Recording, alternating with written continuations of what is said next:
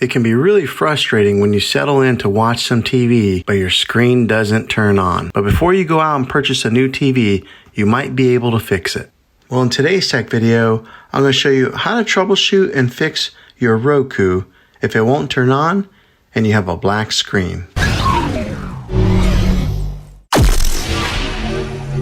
I'm going to show you a few easy methods that may fix your problem and get you back up and running again. Now, the first one is to change the batteries on your remote control. A fresh set of batteries might be all that you need to power your TV on. So go ahead and give this a try. The second method is to unplug your TV from the wall outlet for 60 seconds. Now, don't be impatient here. Wait the whole 60 seconds. This is very different from turning your TV on and off with a remote control, so make sure you do it this way. The next method would be to unplug your TV again and hold the power button on the TV for 30 seconds. I'm talking about the TV itself. This is what we call a hard reset of your TV, and it'll drain any power in your device. Then plug it back in and try turning it on again. If this worked, then great. If not, let's go ahead and move on to the next one. The next method would be to plug the TV into a different wall outlet. Not the one that you have it plugged in now, maybe into a different room even. You might have a particular wall outlet that went bad,